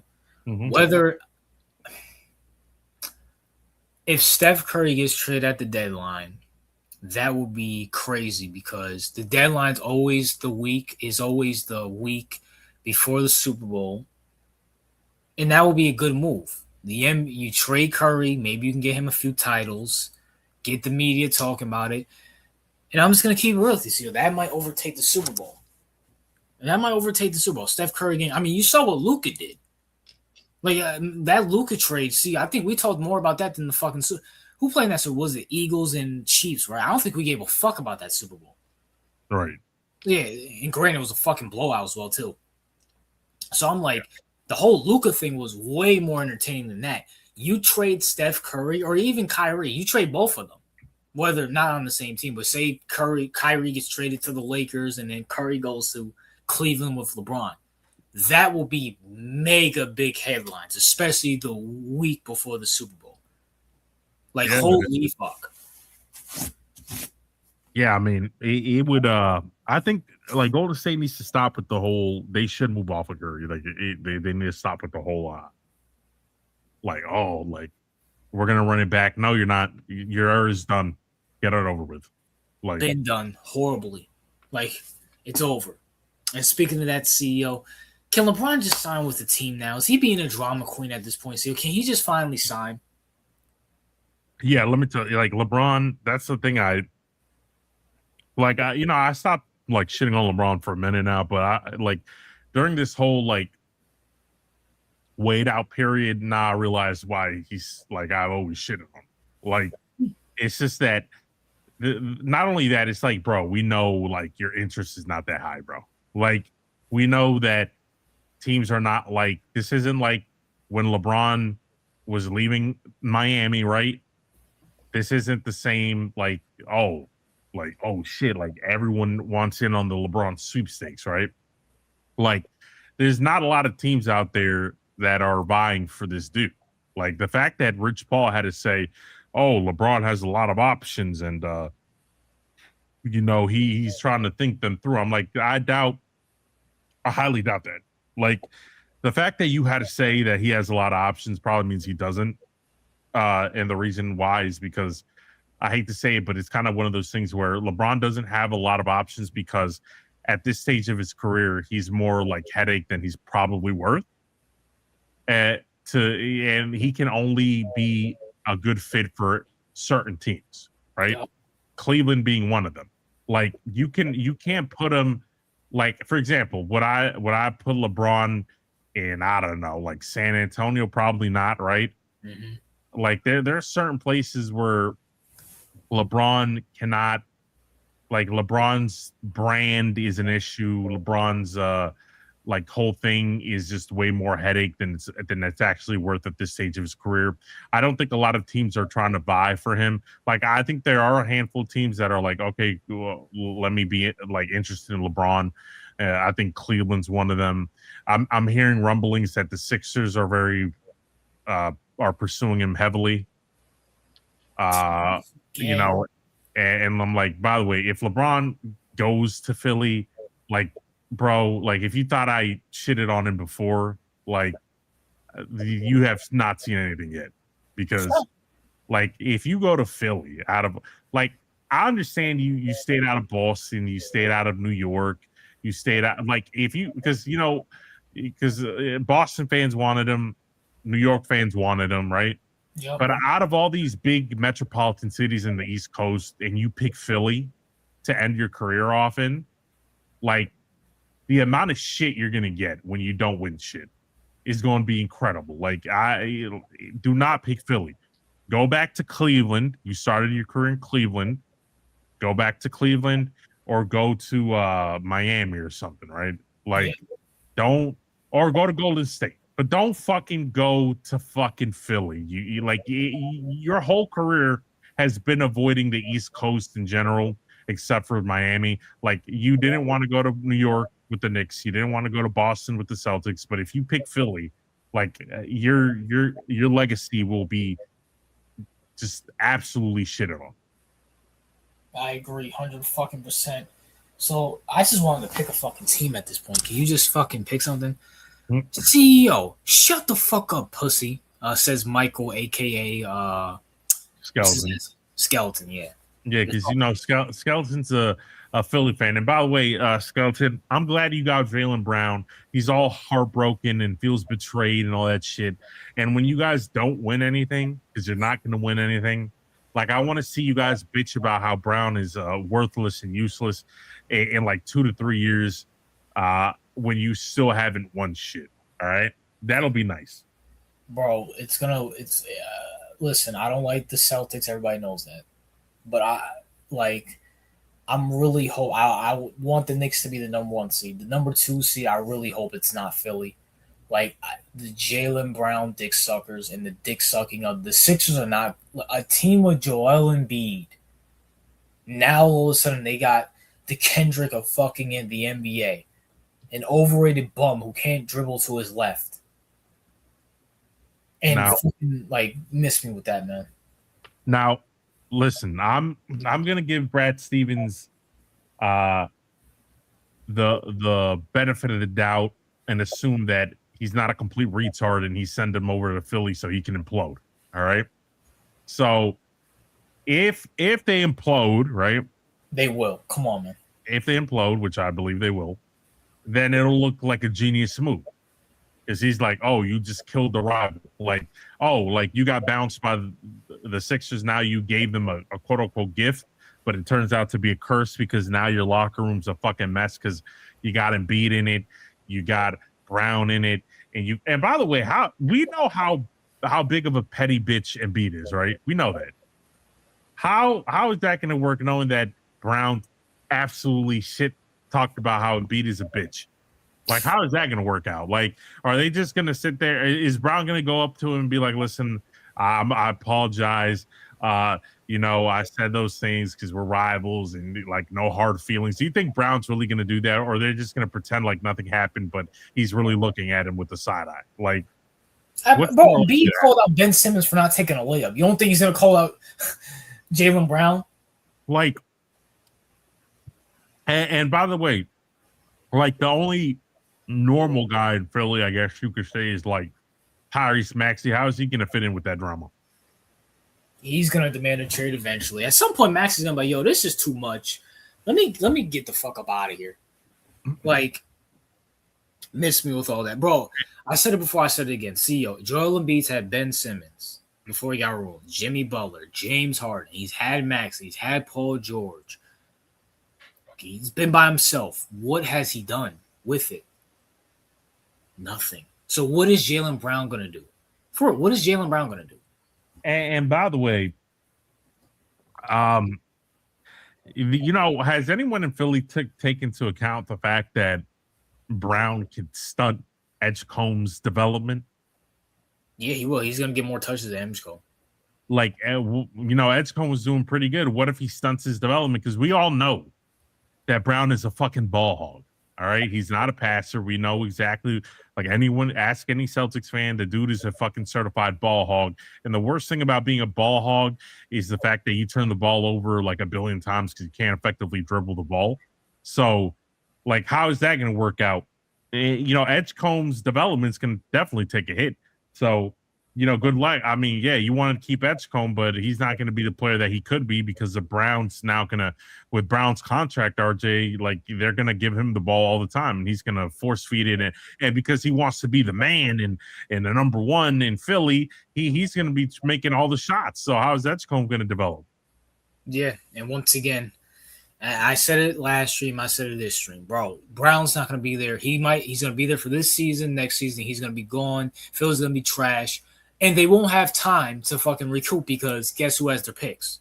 The Celtics. They have it for 28 and 30. They literally just eliminated unless the Sixers go back-to-back or at least win one championship, they blew their fucking – I hate to fucking say this. Brad Stevens literally just clippered the fucking Sixers. And is that well, what's Michael, what's Skeleton's profile picture now? Hold up. Is that Bad Bunny? Who the fuck is that? Who is that? I thought it was Bad Bunny at first. Nah, I don't know who the fuck that is. But, I mean, I guess that's technically the most like normal picture he has had up, I guess. Well, we got to find out who it is first because it could be a fucking homosexual that we don't know. Yeah, it could be. But no, I mean, listen. I agree. Maybe Brad Stevens like, you know what? Let me sabotage Edgecombe's development. That'd be nice. And by the way, like we all know that Brown is not really an off-ball player, right? Like he can't really play off the ball, so he's going to be on the ball. But Maxey's the one that always wants to be on the ball as well. How is that going to work? I told people are looking at it from a paper-wise perspective and like, oh, yeah, you got Brown, you got Max, you got Embiid, you got Edgecombe. I'm like, bro, this is not a good move. That's why I said I didn't want him on the fucking Spurs, because he would stunt the growth of the Spurs. I mean, shit. Like, no. Like, you get a guy like that, miss me. Like, miss me all the way. He's not that good. He's not even that good, bro. I don't care what year he had. He's a bum. Flat out bum, bro. It's like introducing Prime Westbrook, right? You know? Where he's like Prime Westbrook's a ball hog, and he's gonna brick, Yeah. but everyone seems to like hype his ass up to be this kind of like deity basketball star that you definitely need on your team. Like this is exactly what's going on with Brown, and the more I see it, the more I have time to settle in. Although again, I'm still not happy with what we got in return, right? Obviously, but the more I'm seeing it, I'm kind of liking what the Sixers are going to eventually look like, and that's going to be absolute dog shit. They're not going to do anything. And that's good for you. Unfortunately, it's good for you guys because you got the draft picks. So you're gonna. So I mean, you guys get a, hypothetically speaking, you guys can get a Steph Curry and they still have a top 5 pick in the fucking draft. That is beyond fucking. That's why I said Brad Stevens and like, bro, Sam Presti had an idea for those picks with the Clippers. Look what they turned out to be: Jalen Williams, Mitchell, Chet. Despite how you feel about them, then he ended up getting Hartenstein. Like, I mean, it's like at first I was clowning you guys, but I had to really sit back and think. I'm like, damn, they got a 2020, they got a 28, 30, 33, and I think a couple second rounders. I'm like, shit, they can package that or hell draft well because the Celtics are known to draft well, a la Brown and fucking Tatum. So Right. it's shit. We gotta wait and see what happens with Boston. This is a lose the battle but win the war type of trade. And I'm starting to think that when it comes to like the Boston Celtics, I think they want to go with more of a, and what I mean by this is kind of like more of a Knicks approach, right? And what I mean by that is like with the Knicks, they have Brunson as their number one, right?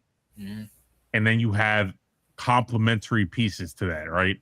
Like there is no number one, there's no 1A, there's no 1A and 1B in New York, right? There's like you have Brunson, right? And then you have pieces around him that complement his style of play, right? Mm-hmm. I think that's what they want to do. I think they're like, all right, Tatum's going to be the clear number one, right? And then we're going to surround him with pieces that complement his style of play. I think that's what they're going for. That would be a smart ass fucking idea. And Tatum's more of a leader than fucking Brown. I'm sick and tired of fucking Tatum hate. Like everybody likes Jalen. Once again, I don't understand why people like Jalen Brown and hate Jason Tatum. I don't know why. Yeah, no, they hate Jason Tatum because for everything not related to basketball, clearly. It's because he What does he do? Okay, so they hate him because he's not woke? He doesn't say anything. He doesn't say anything. No, they don't like him because he's not vocal like Brown. He's not first of all, they think he's corny. I don't know because of the whole Kobe thing, but I think that's way over exaggerated. I agree. And they think that he's not they think that he's not for the people like Jaylen Brown is, right? It's kind of one of those things where it's kind of like he doesn't say anything at all. He just plays basketball, shows off his kid, right? I think his little boy.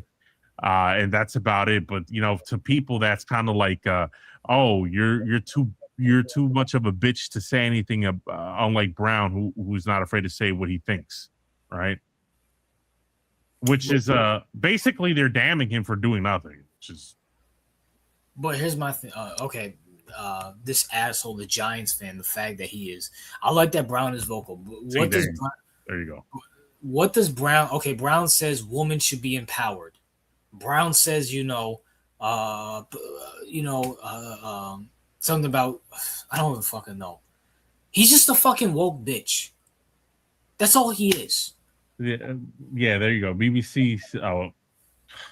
What was his name again? Marcus. Yeah, Marcus said, yeah, Tatum fits into that PC culture. So politically correct culture. I mean, the only thing I disagree with that take is that he can't fit into PC culture because he doesn't say anything. He doesn't say. I mean, the only thing that he did was say, "I got you." Text Kobe's old number, say, "I got you." I guess everybody got. I mean, yes, it's corny, but like Jaylen Brown's more corny to me. Like, bro, shut the fuck up. You don't care about women empowerment. You don't care about this bullshit. You can't. Like, I don't care. Where did he go? Connecticut. He went to some school, whatever, and everybody swears this guy's fucking a genius. He's like, bro, he's a fucking clown. I mean, he went to Berkeley, which is a good school in California, and then he spoke as a guest speaker at Harvard, and people think, I mean, a lot of people got to speak at Harvard, but well, the only thing is, I gotta point this out when it comes to Tatum is like, first of all, the hate is forced as fuck. All right, the hate is forced. Like the whole Kobe. First of all, I just want to point out that Kobe was his mentor, his literal mentor. All right, so the whole idea, like, yeah, should he kept the shit private? I agree with you. Like, he should have kept it private, but like, it's been like 5 years, 6 years, bro. Like, let it go, right? Like, please let it go. It's not that big of a deal. Like, the way people talk about it, it's like you act like the dude went to Kobe's grave and pissed on it. Like, this is what you're acting like he did something akin to that, and it's just ridiculous. Like, let it go. You don't like him because he's not vocal. Like, people say, oh, we like that Brown is real. He keeps it real. He does this and that. And I'm just like, okay, that's fine. But where's the same energy for the rest of the NBA? Because the vast majority of players are not keeping it real, but you don't criticize them for it. Yeah, like Anthony Edwards, is he keeping it real? Wemby, is he keeping it real? Real? No, like, and by the way, like, when, like, he just plays basketball, says nothing, and like the most, like, apart from that, just like hangs out with his kids or tries to show off his little son, and that's about it. Like, is that what we're damning him for just like just playing the game of basketball and not, if anything, like, maybe maybe Tatum doesn't think he's qualified to speak on anything. Maybe he's like, I'm just a basketball player and I really don't, like, I'm not qualified to speak on these subjects. So what's wrong with that? And that makes him more smarter than Brown, because when the fuck has Brown ever been fucking what qualification? Because he went to Berkeley, he went to Cal.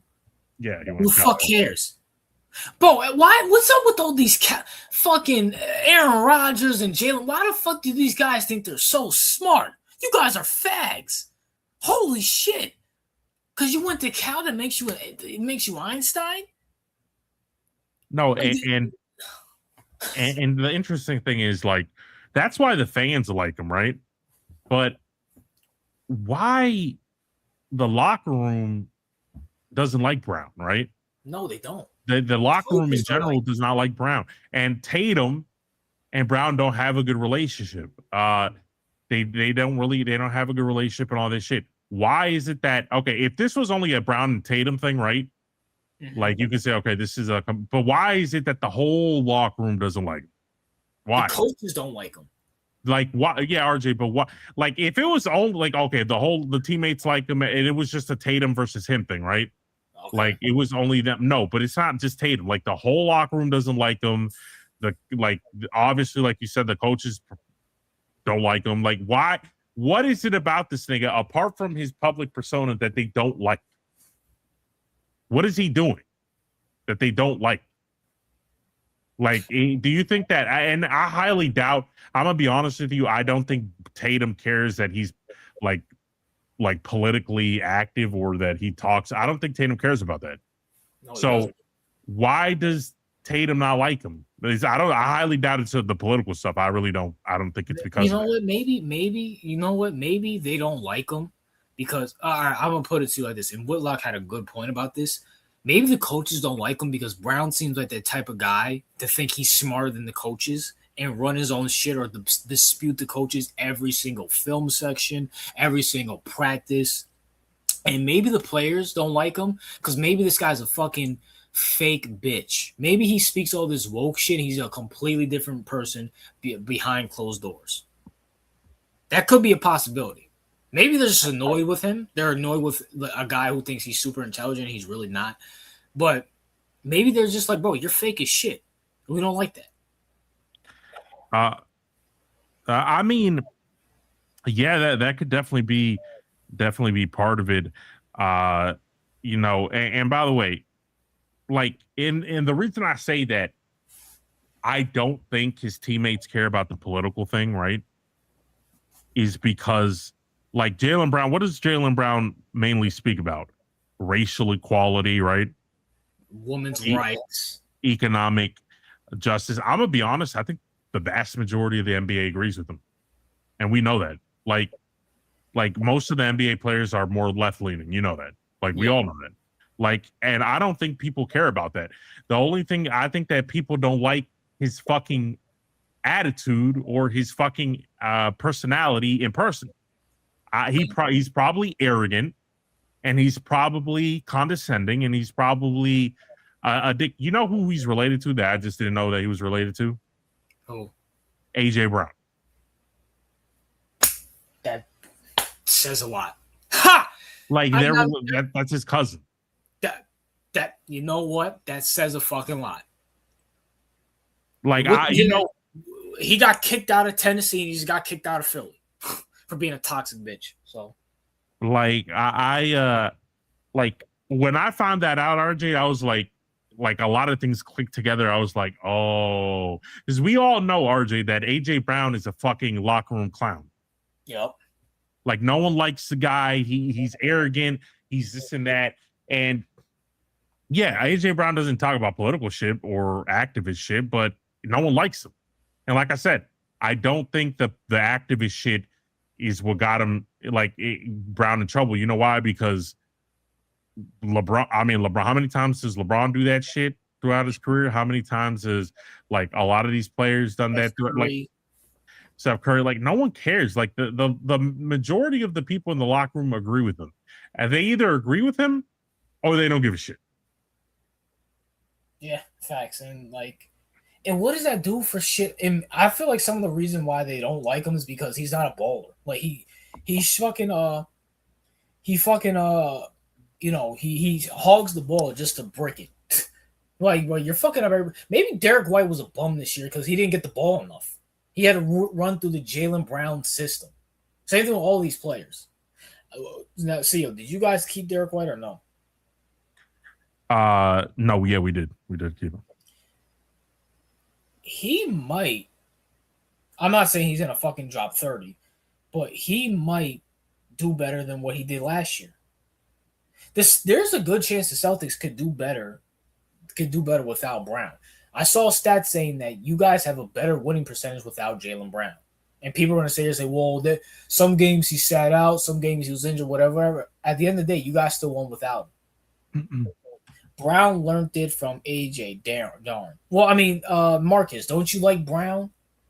Don't you like Brown? I mean, Marcus, you're a fucking retard. You like the Giants. So it doesn't shock me that you like a Jaylen Brown who's a fucking clown. He's a clown. Yeah. And now you're putting him with one of the biggest clowns in fucking Joel Embiid. And we're going to see how that fucking works, CEO. I mean, it's just, I'll never, and by the way, the reason, like, we know the majority of the fan base likes him because he's all for racial justice, right? Yeah. And all for the racial and, black empowerment and whatever. And you know what? Fine. I really don't care about that. But, and I think a lot of black players agree with him on that, by the way. So it's not like a controversial thing that's not a controversial thing to say in the NBA. Now, but the thing is with Brown's empowerment is because with the black empowerment movement, and I'm not saying they don't have some correct stances on certain subjects, right? Like there are some, racial things that I agree with them on, but the type of people that attracts, right? Like the type of people that if you don't say anything, you're like the worst person. Like the reason Jaylen Brown's fan base hates Jason Tatum is because they view Jason Tatum as like not down for the cause enough, right? Yeah. Or they view him as Yeah, like they view him like that. And this is the problem because he attracted so many pro like blacks and pro evolution, and a lot of those people, a lot of them are kind of like obnoxious in the sense that if they don't think that, like, who knows, maybe Tatum agrees with Brown on a lot of things, right? We Yeah. don't know.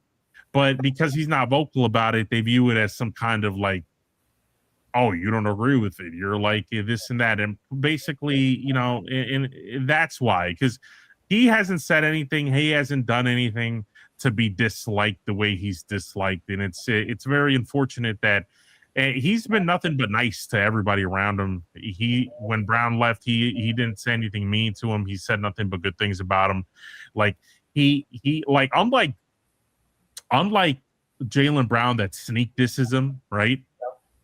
Like, he didn't sneak diss Brown at all. He talked good about him when he left. When he was on a podcast, he said that nothing but good things about Brown. Like, he kept it classy, but apparently all that's deemed corny, I guess. Being civil is corny, I guess. So You know why you were doing that while I was listening to you? I was looking up who Jaylen Brown's girlfriend is because yeah, like I attend with all these pro blacks. They always date light skin and fucking yeah, white girls. yeah. Now, he doesn't have an official girlfriend. He's been seen with a WNBA player who's very light skinned and some bitch name what's his bitch name? Uh Victoria Monette. I don't know if you know how it is. She's a singer or whatnot. She's brown. No pun intended. But but I was just like, bro, I know this guy's probably fucking a shit. He's Mr. Pro Black, but I know he's fucking a shit ton of fucking snow bunnies and light skinned girls, like on some Kendrick shit. Cause we know these types. It never fails. Shannon Sharp, Jaylen Brown, all these clowns, like beyond stupid. I'm retarded because I'm a Giants fan, bro. Fuck out of here. Go tell that to a Lions and Browns fan. Giants got 4 rings. Well, the Giants are gay too, Marcus. Well, behind the hidden door, the NBA is a Republican loving. They all suck each other's dick, Marcus. Stop being a fag. All right. No, I mean, like Marcus, when he said that, he's not completely wrong, right? Which comes with the hypocrisy of it all, because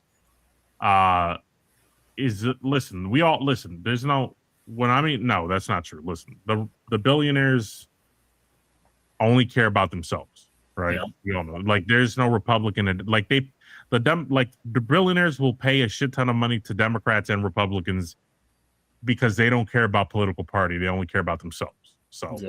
And they control both fucking parties. right, because the billionaire, we have to separate the billionaire. Like, there's no Republican and Democrat in the billionaire class. There's only billionaires and us.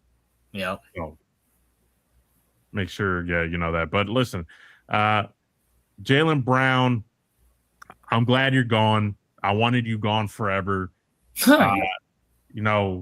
Unfortunately, we do have playoff P in our fucking roster, which I'm not happy about. But I don't think that will be long.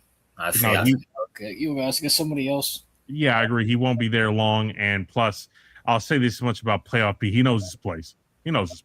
Yeah. There's no more. We all know Tatum's the 1. Playoff P will be the 2. He knows his role. Tatum doesn't have any problems. You know what I'm saying? I mean, Tatum was doing good these playoffs and the last playoffs before he got injured. So, I mean, I'll say that. It's not like Tatum was playing like a bum. I'll say that. And CEO, final thing before we head off. All right. Marcellus Wiley arrested. Oh, yeah. Yeah, your thoughts on that? You know what I'm saying? Marcellus, he's an interesting character. Mm-hmm. Fellow Columbia graduate, but he's guilty. He's guilty. He's a interesting character, and the reason I say that is because he carries himself very well, right? Yeah, like he carries himself as a person that like a guy that you would think is a kind of like a role model. Like, that's the thing with him; he carries himself pretty well. So He could definitely be one of those persons that carry themselves well, but is completely different behind the scenes. So I'm not saying that the element doesn't exist, but um, the what I find interesting is the allegations. His wife said that he what raped her, Poked her in the cheek. that he poked her in the cheek. Poked her in the cheek, and he said that I think their daughter saw it, but when they asked the daughter, she said, "I didn't see him poke her in the cheek." So he poked her in the cheek on Friday. She called the police on Saturday. So, and she also alleges that he raped her back in 2012. But they got married in 2014. So it's just stories everywhere, CEO. Okay, so okay, listen, I'm not saying that women don't get violated. That's not what I'm saying, right? Yeah. But you have to I need women to understand something about men specifically. It's like we try to logically think through things, right? So if something doesn't make logical sense to us, because I know women are more emotional than logical. Let's just be honest, right? Yeah. And maybe they do things that don't make sense logically. That's fine. But from a logical standpoint, like if you're this is like if you're a man and a woman, I don't know, stabbed me in the neck or something, right? Yeah. In 2012, and then I married her in 2014. Like that just seems weird to me, right? Yeah. Like why would I marry a chick that stabbed me in the neck in 2012, but she's claiming that he raped her in 2012, then she married him 2014, and then they had children, and she's been with him for multiple years. Over a Like decade. something's not adding up here, right? So either Let me also add this: he raped her in 2012, and then tried to also have sex with some of her friends there as well too. So let's add that too. But then ended up married 2 years later. Like RJ, what it's just from a logical perspective, and like I said, I know not all women are logical.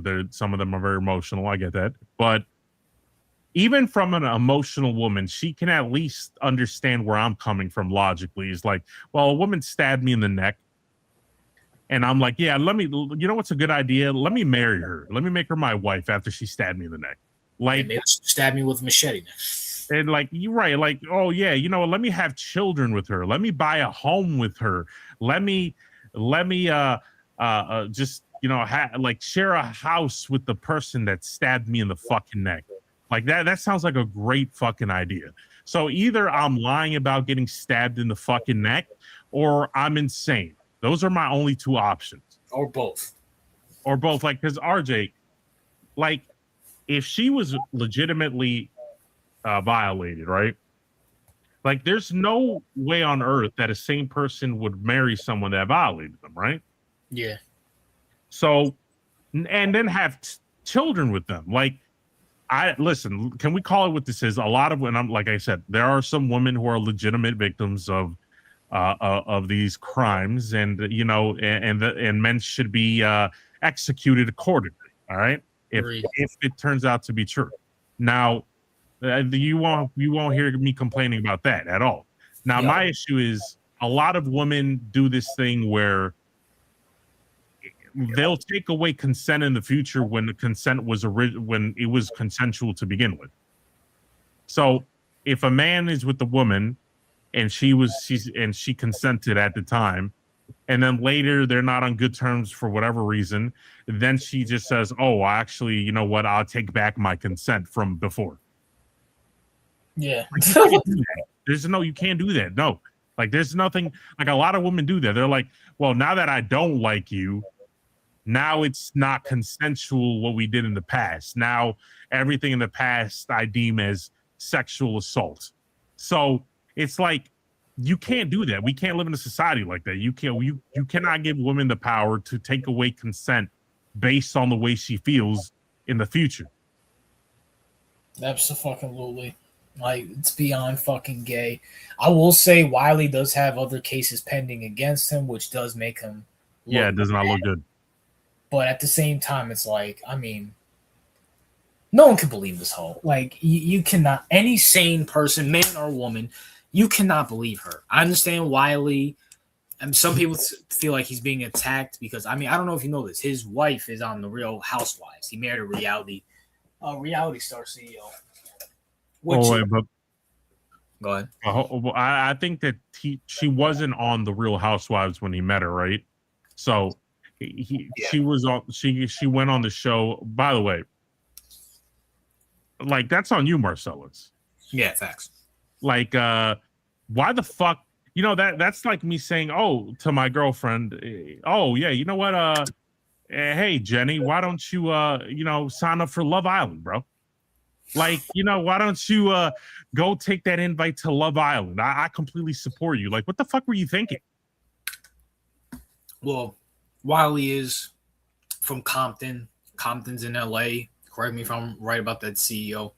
Compton's is in LA, right? Yeah. All right. See, I'm getting better at my geographics. You know what I'm saying? Oh, yeah. He went to Columbia, very liberal, woke school. I mean, look what the fuck I do this podcast with. So he was probably, woman empowerment, Real Housewives. Wiley is a get the bag type of guy. You know what I'm saying? So he's like, oh shit, they're offering you a shit ton of money. Yeah, go do that. Go do that. Yeah, go ahead, baby. So it doesn't shock me. Which is his fault, but still. Like, I understand because maybe he's married with her for quite a time. He's like, I know her, right? Like, yeah. I know her. Like, I have no issue. I trust her. Like, it's just a TV show. It's all fake anyway, right? Like, I get the mindset behind that, but it's like, you're basically exposing your wife to toxic women. Like, you're basically putting your wife in a position where she will be around nothing but bitter, toxic ass females. Because we know the whole Housewives shit, the whole Love Island shit it's just full of toxic ass females. We know this. So Jada Pinkett, Red Table, whatever fuck she had. So I'm just like, how easily, I'd say this, but it's true. You know how easily women are influenced by other women. All right. Like, you should know this, and you should be like, well, like, is it worth it? Do we need extra money to put my wife in a position where she can be negatively influenced by other women like this? Right. Like, because, okay, like she was with the Real Housewives, according to him, which I'm not saying we should take Marcellus at his word. He does have pending cases, like you said. Now, but according to him, he said that ever since she went on that show, after she was off that show, she's never been the same. Yeah. According to him. Which I can kind of see where, because if you take a woman who, let's just be real, has never had access to television, has never been famous, has never had anything, and you put her on a TV show or reality TV show, maybe in her mind, she thinks now she's more valuable than she actually is. Yep. So now in her mind, she's like, wait, I'm a reality TV show star now. I'm on TV. My value has gone up. Maybe now Marcellus isn't looking as great as I thought he was when I was not a reality TV show star. Maybe she was exposed to, I don't know, maybe somebody's wife or in the Real Housewives or somebody's husband was more successful than Marcellus or whatever the fuck. And she was like, maybe I can do better because I'm also part of this whole group. Like, that's how women think. Yep. That's how they think, like, this is why exposing her to that this is the same phenomenon. It's like a lot of men go to Thailand or the Philippines to get like women, right? Yeah. Because American women are fucking, let's just be honest, American women are fucking stuck up and their standards are way too high. So men go abroad to get a woman that's more humble and down to earth. But a lot of the men make the mistake of bringing her back to the United States. And when you bring her back to the United States, then she starts acting like the American women. She gets consumed. Right. So what people like, if you're a man, you have to understand something. Women are highly influential. Highly very malleable. Yeah, they're very malleable. So if you put a woman in a good environment, she will adapt to that environment. If you put a woman in a toxic environment, she will eventually adapt to that environment. So if you have a wife or a girlfriend or whatever the fuck, this is why a lot of guys are afraid of girls' trips. All right. Yeah. A lot of dudes are afraid of girls going on a girls' trip and shit. Why? Is because usually a lot of the females on those trips are bad influences on your girlfriend, and they will try to influence her to do shit that is not healthy in a relationship. And this is why a lot of men then come back, oh, she cheated on me, or why would she ever do?